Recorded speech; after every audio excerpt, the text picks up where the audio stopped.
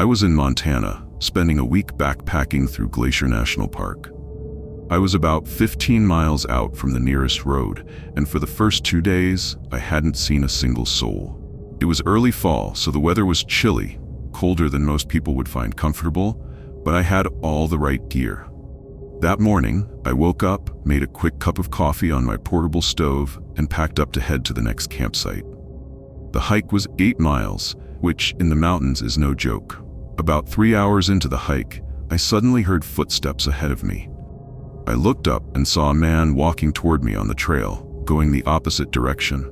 I wasn't expecting to see anyone out there, so I gave him a polite nod and a smile as he passed by. But something about him felt off. He wasn't carrying a backpack, no water bottle, no gear, nothing. He was just wearing a flannel shirt and a pair of worn-out jeans. I turned around to get another look at him, because it didn't make sense. As I did, he glanced back at me too. To avoid making it awkward, I quickly turned around and kept walking. I tried to brush it off, telling myself maybe he had a campsite nearby and was just out for a stroll. But I knew there weren't any established campsites in the area. Still, I didn't want to dwell on it too much. The next few hours were tough, but I finally made it to my campsite. It was empty, with just one small clearing for my tent. The spot wasn't as great as I'd hoped. The view was supposed to be amazing, but it was completely blocked by dense trees. It felt more like I was in the middle of a forest than on a mountainside. Exhausted, I set up my tent and sat down to relax as the sun started to set. That's when I heard it, a shuffling sound behind me.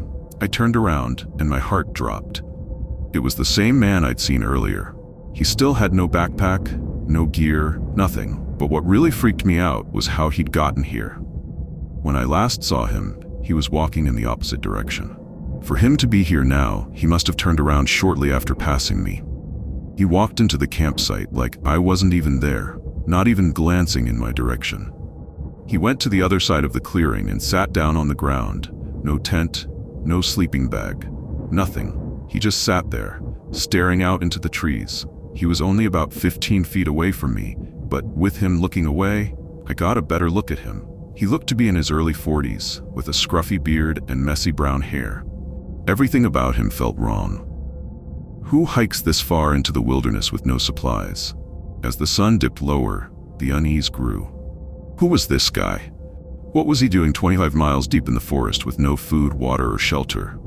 About 30 minutes passed, and he didn't move. I couldn't stay there. I didn't have another campsite to go to, but I decided I'd rather find a random spot in the woods than share a clearing with him. I started packing up my tent, and that's when he finally looked at me. Once he didn't look away. Every time I glanced over, he was staring right at me. As soon as I had everything in my backpack, I saw him stand up out of the corner of my eye. I started walking as fast as I could, clutching the small knife I always carry. I could hear his footsteps behind me, keeping pace. I looked back a few times, and he was still there, though he was falling further behind.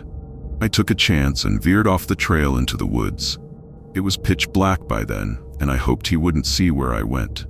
I ducked behind a tree about 20 feet off the trail and waited. About 30 seconds later, I heard his footsteps on the trail. He stopped right where I'd left it, like he knew I wasn't there anymore. Then he started calling out, trying to sound friendly. "Hey, you out there? You okay?" His voice sent chills down my spine. After a couple of minutes, he stopped yelling. But instead of going back to the campsite, he walked straight into the woods on the other side of the trail. I watched his figure disappear into the darkness, and the forest fell silent. I waited there for over an hour before I finally got up and made my way back to the trail. I pushed myself to skip the next campsite and hiked through the night to get back to town. When I finally made it, I filed a report with the local ranger station. They never followed up with me, though. I don't know if that guy was living out there trying to rob people or something worse. All I know is I'm lucky I got out of there.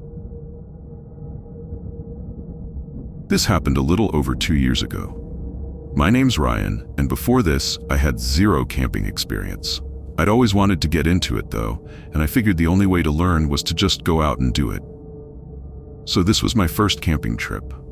I picked a campground about 2.5 hours outside of my city. It seemed like a good spot. Not too crowded, but not completely isolated either. I thought it'd be perfect for a beginner like me. I drove up and arrived at the trailhead around 11 a.m. After hiking for a couple of hours, I finally reached the campground. The main area had a few picnic tables, a couple of fire pits, and some portable grills. A few smaller trails branched off to more secluded campsites where other people had already set up their tents. I picked one of those trails, found a decent spot, and spent the next hour or so setting up my tent and organizing my gear. By then, a small group of people had gathered in the main area, cooking food and chatting. I'm not the most outgoing person, so I didn't feel comfortable joining them right away. About 30 minutes later, though, a guy named Chris came over to my site. He was around my age, late 20s, maybe early 30s, and seemed friendly. He invited me to hang out with the group, which felt like a nice gesture. So I went along. Everyone was cool, and we talked for a while. But as the sun started to set, people began heading back to their tents. I said goodnight and went back to mine too. It was around 7:30 p.m., and there was still a little sunlight left. Not long after, Chris came back to my tent.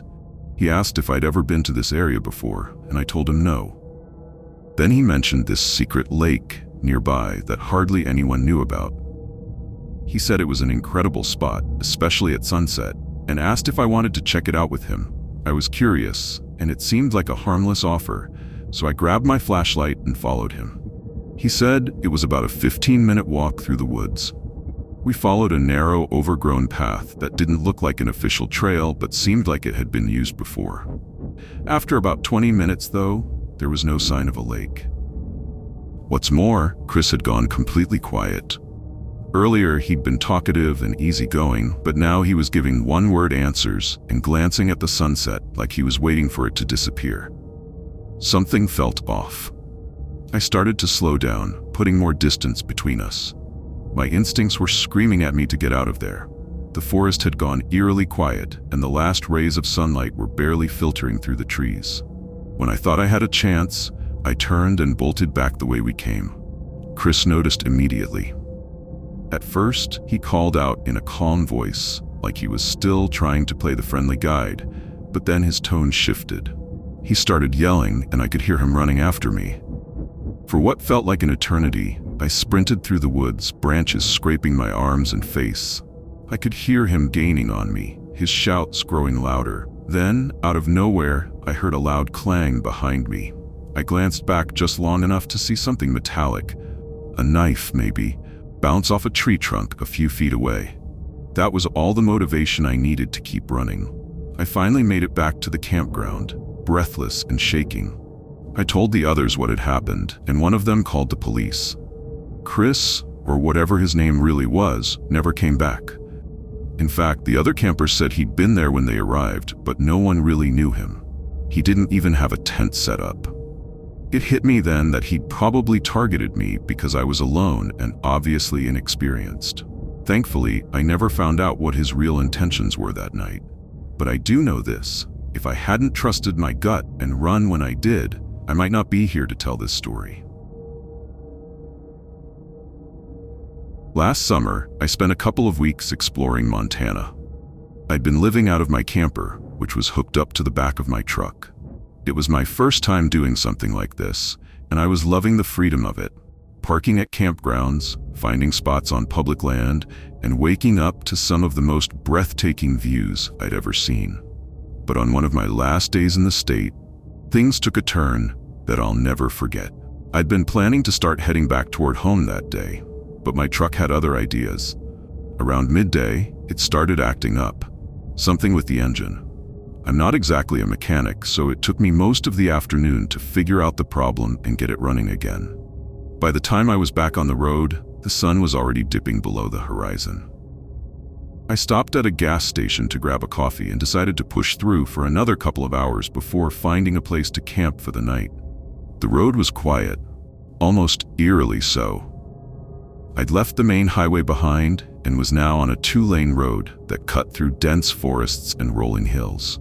The only signs of life were the occasional deer darting across the road and the distant glow of a ranch house every now and then. I pulled out my phone and used an app to find the nearest spot where I could camp for free on public land. The app led me to a thin dirt path about 20 miles ahead, just off the main road. When I reached the turnoff, I hesitated for a moment. The path looked barely used, with tall grass growing in the middle and tree branches scraping against the sides of my truck as I drove down it. The app said it was about a quarter mile to the camping spot, but it felt longer in the dark. Finally, I reached a small clearing, a grassy circle surrounded by dense woods. It was completely empty, which was both a relief and a little unsettling. I parked at the edge of the clearing, facing the exit just in case I needed to make a quick getaway, and climbed into the camper to settle in for the night. It was late, probably around 11 p.m., and I was exhausted. I just laid down on the fold-out bed when I saw a beam of light flash through the edges of the privacy screens on my windows.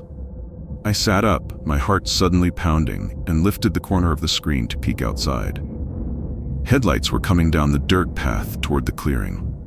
I watched as the vehicle, an old, rusted pickup truck, slowed to a stop at the edge of the clearing. For a moment, I thought they might turn around and leave, but instead, they just sat there, their headlights shining directly at my camper.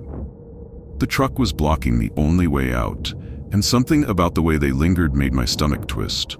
I told myself I was overreacting, that they were probably just tired travelers like me, but the longer they stayed there, the more uneasy I felt. After what felt like an eternity, the headlights finally turned off.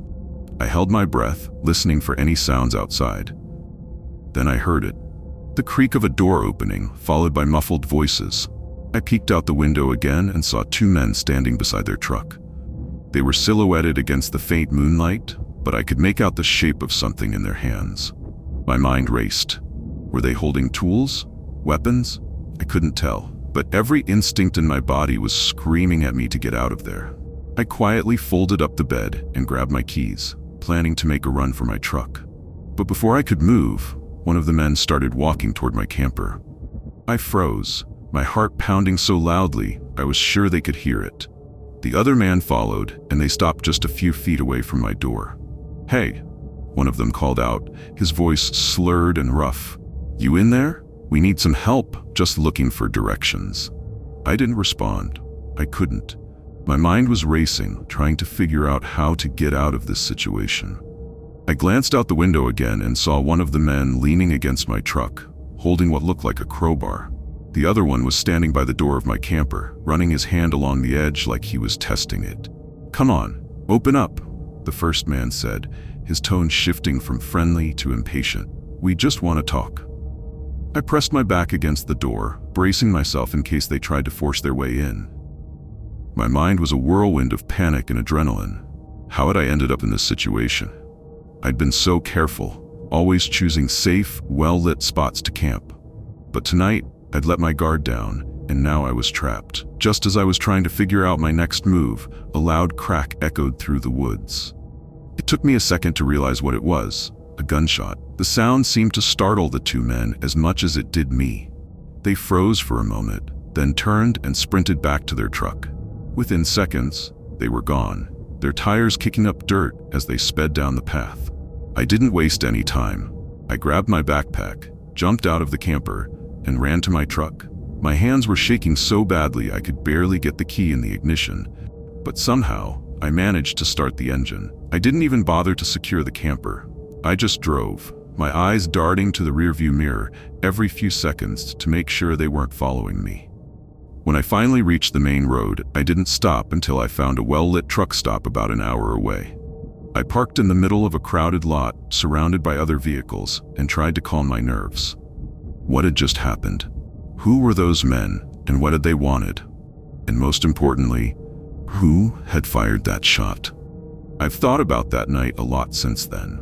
Part of me wants to believe it was just a hunter or another camper who saw what was happening and fired a warning shot to scare the men off. But another part of me can't shake the feeling that it was something else, something I'll never fully understand. All I know is that if it hadn't been for that gunshot, I might not have made it out of there alive.